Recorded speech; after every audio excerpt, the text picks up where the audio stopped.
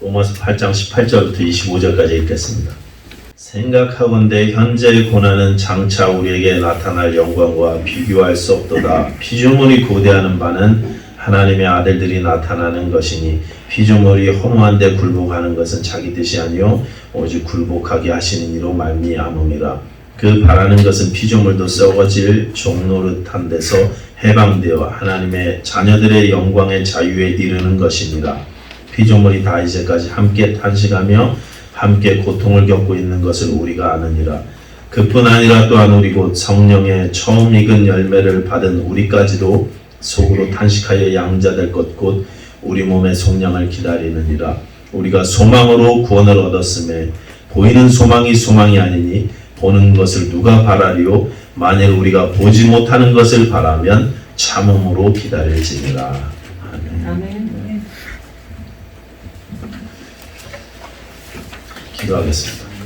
하나님 아버지 감사합니다. 이 시간에 주 성령께서 우리의 마음을 만져주시사 이 말씀을 잘 이해하게 해주시고 우리 머리가 아니라 우리 심령으로 깨닫는 귀한 시간 되게 하여 주시옵소서. 아멘. 감사드리며 예수님 이름으로 기도하였습니다. 아멘. 로마서를 읽었는데요. 로마서의 핵심은 로마서 8장이고요. 로마서 8장 중에서도 오늘 본문 18절부터 25절까지를 이 로마서의 핵심 중에 핵심이다 그렇게 이야기합니다. 산 위에 착 올라가면 산 아래가 착 보이잖아요.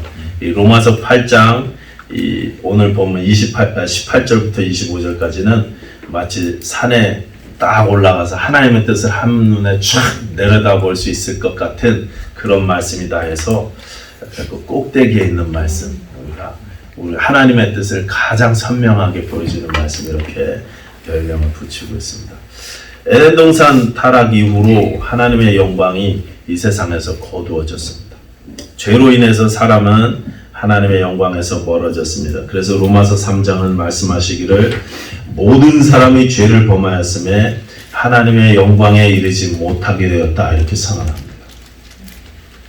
사람은 하나님의 영광이 거둬진 채로 벌거벗은 수치를 가지고 이 땅을 살게 되었습니다. 영광이 거둬진 것을 분리됐다고 이야기하고 영적으로 죽었다 그렇게 이야기하죠. 죽은 채로 이 땅에 태어나는 거예요. 사람은요 죽은 채로 이 땅에 태어납니다. 하나님의 영광과 분리된 채로 이 땅에 태어납니다. 그래서 사람은요 이 영광을 다시 회복해 보겠다고 이 벌거벗은 수치를 가려보겠다고 치마를 해입었어요. 내 노력과 내 의와 내 의로움으로 옷을 만들어서 수치를 가리고 살려고 하는 것입니다. 그러나 그것으로는 가려지지 않는다는 거죠. 이 죽음의 문제를 우리 힘으로는 해결할 수가 없는 것입니다. 결국 사람은 죄의 노예가 되어서 죄가 주장하는 대로 끌려가는 삶을 살게 되었습니다. 그리고 그 삶의 마지막은 영원한 죽음입니다. 그런데 사람뿐 아니라 피조물도 동일한 고통을 겪는다고 오늘 본문이 이야기하고 있어요. 그래서 세상의 모든 피조물들에게도 구원이 필요하다고 하나님의 영광이 회복되는 것이 필요하다는 말씀이 오늘 본문 19절부터 21절까지입니다. 사람에게 뿐만 아니라 사람의 죄로 말미암아 다른 모든 창조물에도 고통이 임했고 그래서 다른 피조물들도 하나님의 영광이 회복되기를 고대하고 있다는 것입니다. 다시 한번 보세요. 19절부터 보겠습니다. 피조물이 고대하는 바는 하나님의 아들들이 나타나는 것이니 피조물이 허무한데 굴복하는 것은 자기 뜻이 아니요 오직 굴복하게 하시는 이로 말미암음이라. 그 바라는 것은 피조물도 썩어짐의 종노릇한 데서 해방되어 하나님의 자녀들의 영광의 자유에 이르는 것이니라. 22절 보십시오.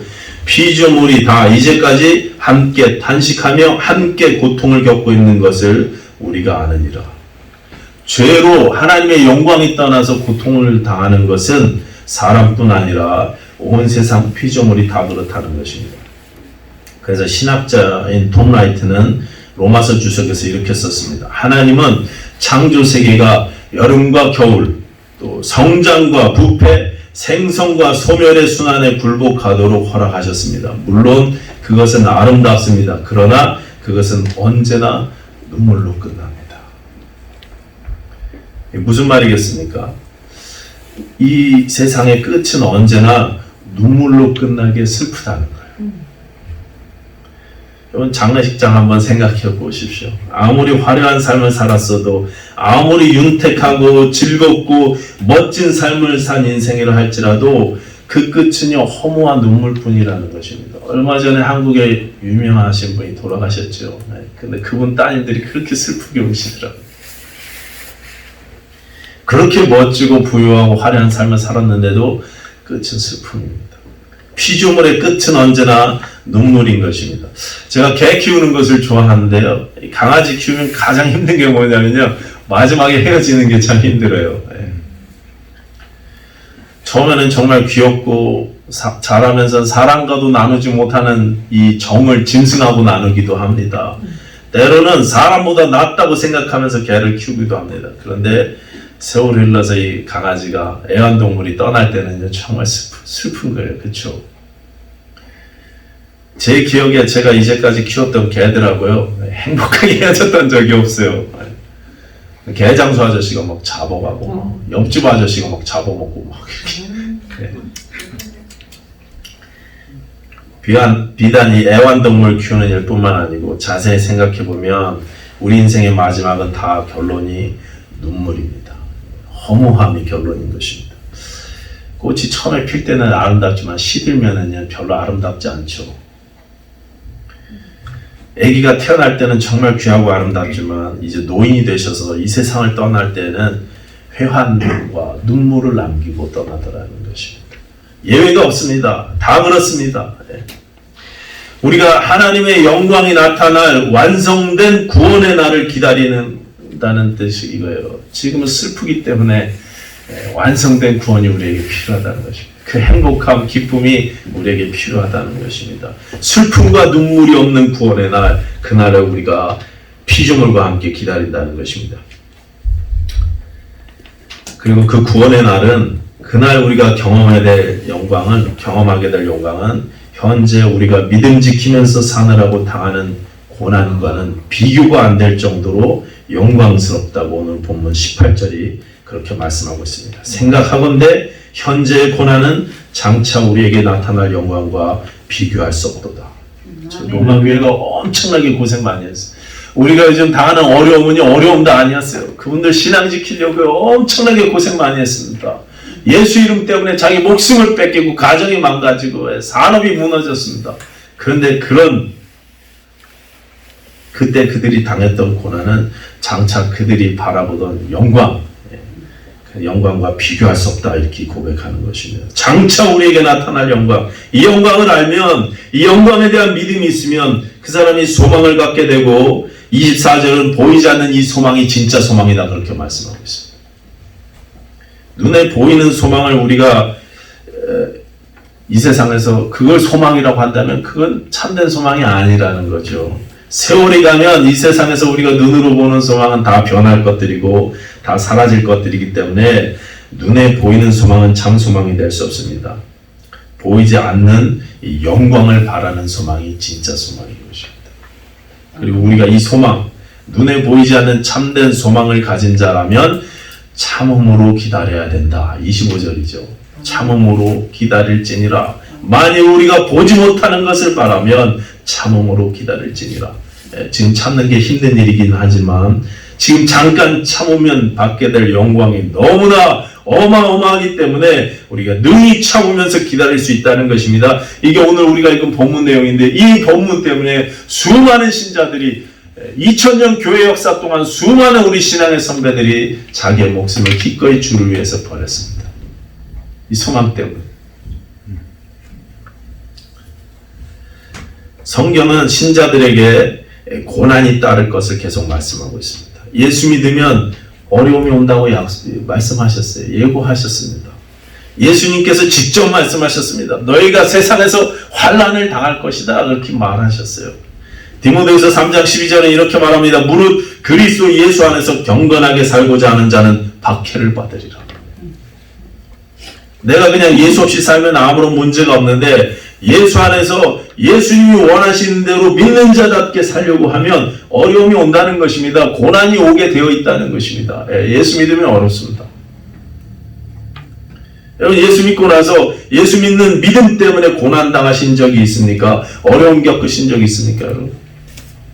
믿음 때문에 손해보고, 믿음 때문에 모욕당하고, 믿음 때문에 내가 자존심 내려놔야 되고, 믿음 때문에 내가 먼저 가서 손 내밀어야 하고, 믿음 때문에 너 참아야 되고, 그런 경험이 여러분에게 있어야 정상이에요. 여러분이 몇 년을 신앙생활 하셨던, 예수님 때문에 손해보고, 예수님 때문에 힘들고, 예수님 때문에 아파야 돼요. 예수님이 나에게 아픔을 주시는 게 아니라 예수 믿는 믿음 때문에.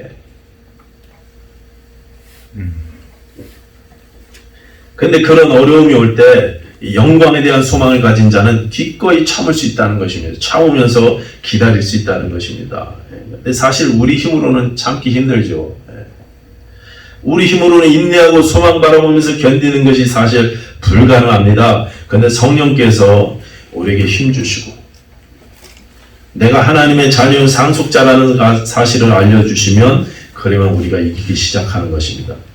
처음에는 억지로 눈물을 머금고 참았는데 나중에는 그게 나도 모르게 참아지는 것입니다. 사실은요, 박해인지도 모르고 이게 고난인지도 모르고 그러고 넘어갈 때도 많습니다. 시험 당할 때 하나님이 피할 길을 우리에게 주신다고 하셨는데, 그래서 고난이 연단이 무섭지 않고 환난이 두렵지 않게 되는 것입니다. 가끔 선교사님 파송식이나 또 목사님 안수식 이런 데 가보면 막 우는 분들이 계십니다. 감격스러워서 우시겠지만 찬송가도 요즘에는 무슨 찬송 부르냐면 고영원 님이 작곡하신 뭐 파송의 노래, 그 노래 막 분위기도 되게 무겁잖아요. 그런 찬송만 부르면서 막 웁니다. 목사 안수식 때는 많이 부르는 찬송이 부름받아 나서니 뭐 막 어디든지 가오리다 막 이런 찬송 부르면서 막 울어요. 가만히 보면 이게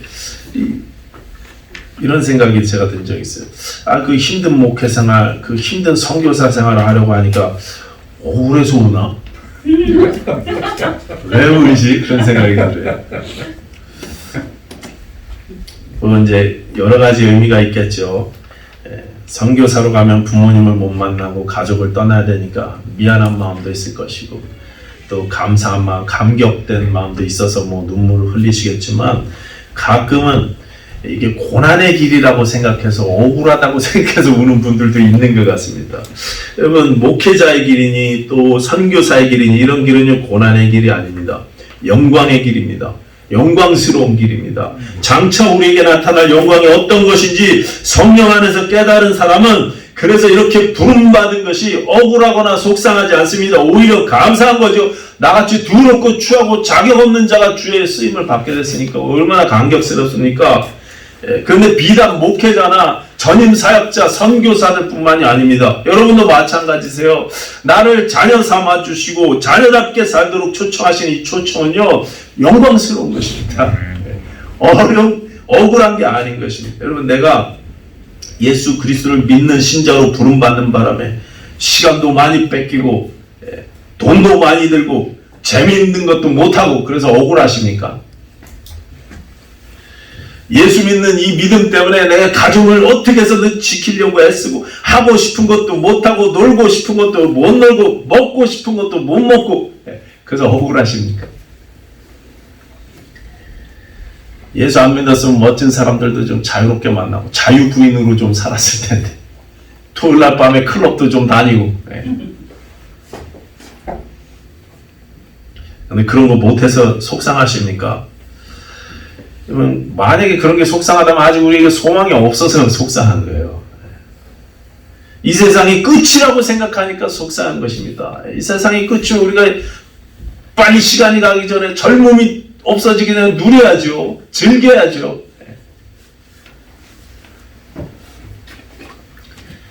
그런데 우리에게 이 세상이 끝이 아니기 때문에 소망이 있고 영광이 우리를 기다리고 있기 때문에 우리가 억울하지 않고 오히려 감사한 것입니다.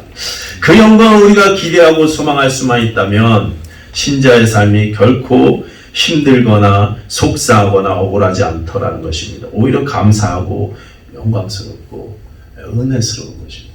찬미해야 마땅한 것입니다. 여러분, 예수 믿는 것이 억울한 것이고 속상한 것이면 예수님 때문에 고난을 겪고 환난을 경험하는 것이 힘든 것이면, 속상한 것이면 예수님께서 우리를 부르실 때 미안해 하셨을 거예요. 너 나 따라줄래? 나를 따라오면 괴로울 텐데 그래도 좀 잘 생각해 보지 않을래 한번. 예수님께서 부자 청년을 부르실 때 뭐라고 말씀하시냐면요. 야, 너 돈 그렇게 어렵게 많이 벌었는데 그거 아깝지. 그거 참 귀한 건데 어떡하냐. 나 따르면 불려면 그거 다 버려야 되는데 그래도 좀 결단 한번 해줄래? 돈 정리하고 그래서 가난한 사람들 다 도와주고 나를 좀 따라주라. 그렇게 말씀하셨습니까? 아니, 예수님은 그냥 담대하셨어요. 당당하셨습니다. 예. 전혀 주저함이나 거리낌 없습니다. 예. 다 팔고 가난한 사람들 나눠주고 나를 따르라. 이렇게 말씀하셨어요. 예수를 따르는 그 길이 재물을 지키는 일보다 더 영광의 길이고 소망의 길이기 때문에 그렇습니다. 이게 정말 축복된 길이고 좋은 길이기 때문에 그러시는 거예요. 예. 부자 청년은요, 재산 많이 모으고 누리고 재미있게 쓰는 것이 축복이라고 생각했는데 그게 잘 사는 것이라고 생각했는데 예수님은 진짜 복은 그게 아니라고 말씀하는 것입니다. 신자의 길은요, 축복의 길이고 영광의 길인 것입니다. 그래서 장차 우리에게 임할 영광을 믿음으로 소망한다면 우리는 기꺼이 인내함으로 참고 기다릴 수 있습니다. 속상함으로 기다리는 게 아니라 억울함으로 기다리는 게 아니라 기꺼이 기다릴 수 있게 됩니다. 다른 말로 이야기하면 예수 믿는 게 행복해지기 시작하는 것입니다. 할렐루야. 21세기 침례교회 다니게 되셔서 혹시 속상하신 분 계십니까?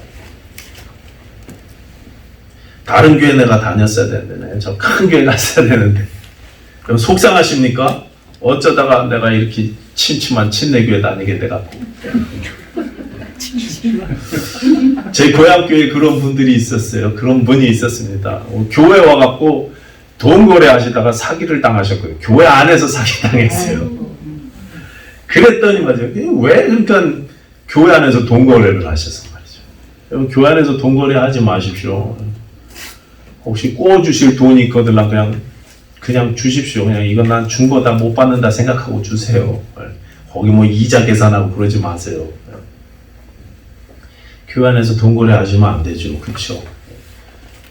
근데 그분은 돈 거래 하시다가 떼었어요. 그래갖고 맨날 하시는 말씀이 뭐냐면 내가 이놈의 교회 와갖고 이 교회 다니는 바람에 내 인생이 이렇게 됐다고.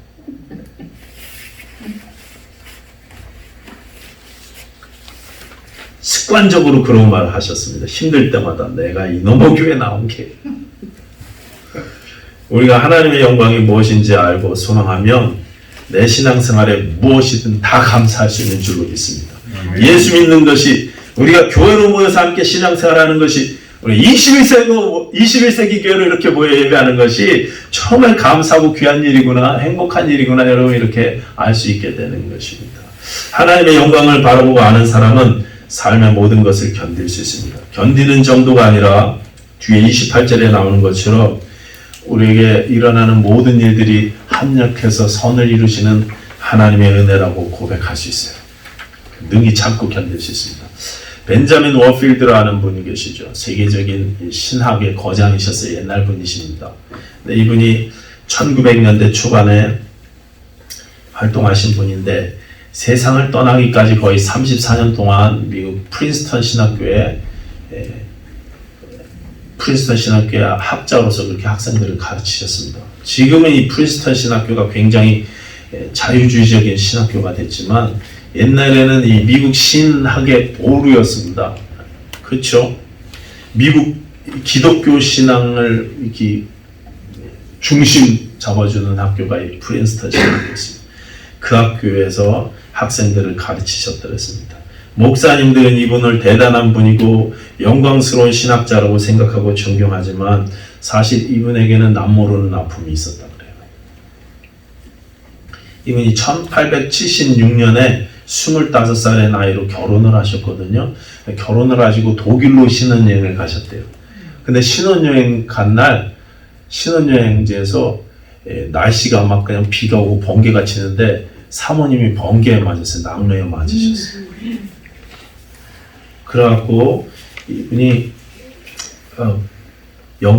영원히 이렇게 불구가 되셨습니다. 장애인이 되셨어요.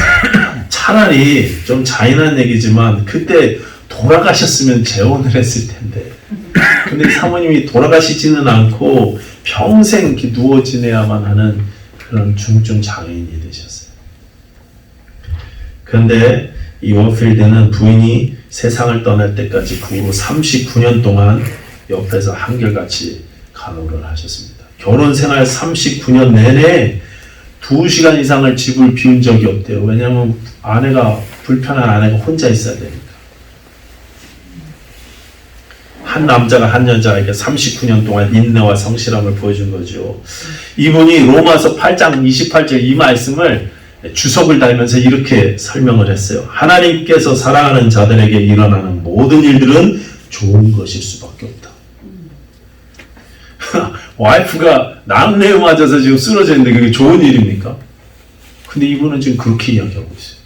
본인이 지금 그렇게 이야기하시니까 우리가 동의할 수밖에 없고.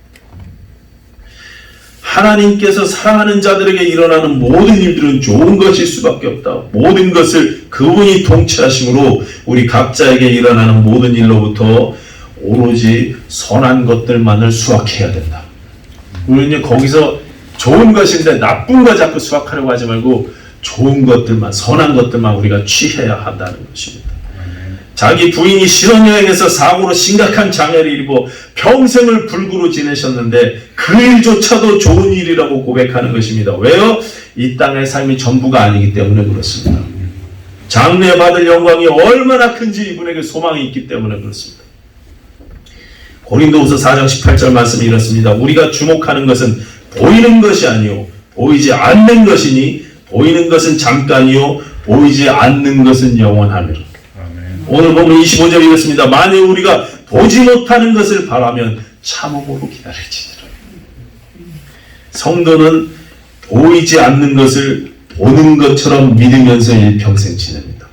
일평생 참음으로 그래서 기다리는 게 성도의 본분이에요. 안 보이지만 소망을 가지고 기다립니다. 요즘 우리가 눈에 보이는 복만을 추구하면서 신앙이 왜곡되어 버렸죠. 근데 우리 신앙의 선배들은요, 보이지 않는 것들을 사모하다가 죽었습니다. 하나님이 지으실 도성을 믿음으로 사모하면서 천국을 향해 떠났습니다. 여러분 어떠십니까? 여러분에게 소망이 무엇입니까? 이 짧은 세상 무엇을 위해서 여러분 그렇게 열심히 살고 계십니까?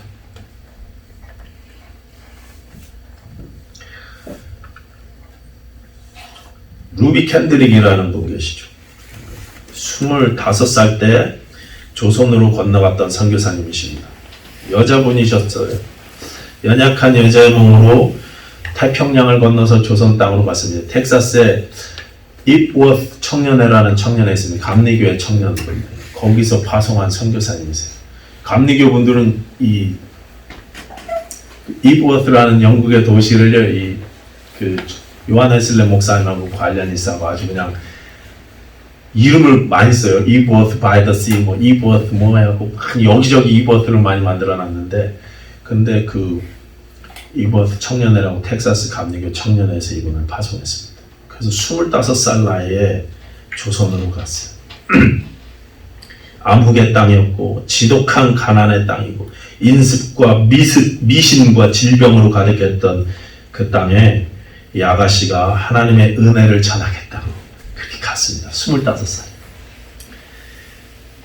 이분이 텍사스에 자기 부모님께 보낸 마지막으로 보낸 이 편지가 전해져 오는데 제가 한번 읽어볼게요. 들어보세요. 아빠, 엄마, 이곳 조선은 정말 아름다운 곳이에요. 그들은 모두 하나님을 닮은 것 같아요. 나는 그들의 복음에 대한 열정과 좋은 마음을 보았고 얼마 안에서 이 땅에 그리스도의 사랑이 넘치게 될 거라고 믿어요.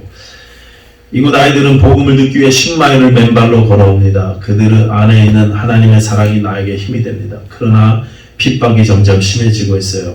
이틀 전 주님을 영접한 지 일주일도 안 된 3-4명이 끌려가 순교당했어요. 토마스 선교사님과 제임스 선교사님도 순교당했어요. 선교 임원진으로부터 고국으로 돌아가라는 명령이 있었지만 대부분 선교사들은 숨어서 복음을 나누고 예배하고 있어요. 그들 모두 순교를 당할 것 같아요. 오늘 밤 나는 집으로 가고 싶은 강한 욕구가 들어요. 한국에서 떠나는 마지막 순간까지 나를 말리던 어머니가 생각납니다. 조선 사람들이 외국인을 싫어하고 복음에 반대한다는 이야기 때문이었죠. 아빠, 엄마, 아마 이 편지는 내가 쓰는 마지막 편지일 것 같아요. 내가 여기 나오기 전에 뒷마당에 심은 씨가 우리 이웃 주변을 꽃으로 가득 채웠겠죠. 이곳 조선 땅에 심긴 복음의 씨앗에서 많은 꽃들이 피어나고 그들은 또 다른 나라의 씨앗들이 될 거예요. 나는 이 땅에 내 심장을 묻을 거예요.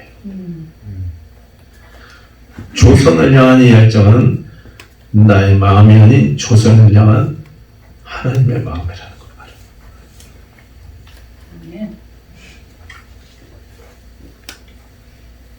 근데 이 편지가 이제 고향집에 도착하기 전에 이분이 돌아가셨어요. 조선에 온 지 8개월 만인 1908년 8월 15일에 풍토병으로 이렇게 돌아가셨어요. 세브란스 병원 응급실에 이렇게 호남 지역인가 거기서 한국말 배우면서 계셨는데 이렇게 긴급으로 후송돼 갖고 치료받다가 돌아가셨습니다. 사역 한번 제대로 해보지도 못하고 26살 나이에 이렇게 돌아가셨어요. 이게 무슨 헛된 인생인가 싶으십니까? 선교사로 갔으면 막 병원도 세우고 학교도 세우고 막 전도도 많이 하고 교회도 세우고 그래야지. 한국말 좀 배우다 돌아가셨어요. 미국에 있었으면 정말 행복하고 안락한 삶을 살았을 텐데 그 먼 조선까지 왜 찾아가서 그렇게 허망하게 죽었나? 여러분 인생이 안 돼 보이십니까? 이분 인생이. 이 루비 캔드릭 선교사님이 풍토병에 걸려서 죽어가면서 남긴 유명한 말이 있어요. 지금 나는 조선 땅에 묻히고 싶습니다. 그래서 시신이 이제 양화진 선교사 무덤에 묻혀 있는데요. 그분 묘지에 이 글이 쓰여져 있어요. 만약 1000개의 목숨이 나에게 주어있다 해도 그 모두를 코리아를 위해 바치겠습니다.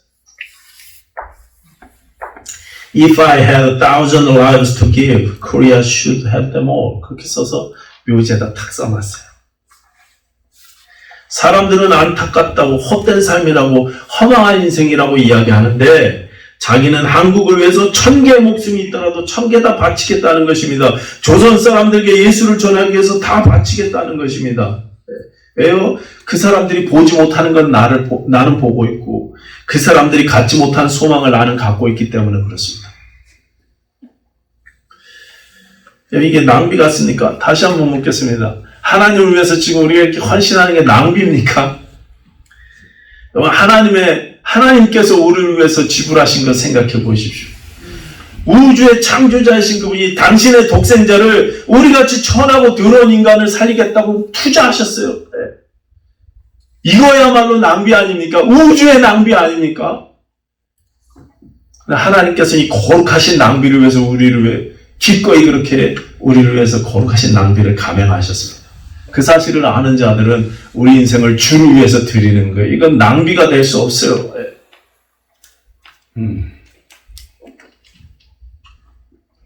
장차 받게 될 우리 영광을 우리가 알기 때문에 예수님도 기꺼이 자신의 목숨을 십자가에 내려놓으셨고 우리 또한 예수의 뒤를 따라서 주를 위해서 우리 인생을 드리기 시작하는 것입니다. 다시 한번 묻겠습니다. 여러분 지금 우리는 무엇을 보고 살고 있습니까? 무엇을 소망하면서 우리가 살고 있습니까? 하나님의 영광을 바라보고 소망하시는 저와 여러분들 되시기 바랍니다. 우리 감사함으로 기꺼이 인내하면서 기다리면서 그렇게 신앙생활 하시는 21세기 침례교회 되시기를 부탁드리겠습니다. 기도하겠습니다. 하나님 아버지 우리가 예수를 위해서 열심히 살게 하여 주시옵소서. 하나님 나라를 위해서 하나님께서 우리에게 주실 소망 우리가 바라보는 보이지 않는 저 소망을 위해서 이 땅을 열심히 사는 저희들 될 수 있도록 도와주시옵소서. 하나님 우리 가정도 잘 이루게 하시고 우리 교회도 잘 이루게 하시고 우리 사업토도 잘 이루게 하시고 우리에게 주신 관계들도 잘 이루어 나가게 하여 주시되 저 보이지 않는 소망을 위하여 그렇게 하게 하여 주시옵소서. 감사드리며 예수님 이름으로 기도하였습니다. 아멘.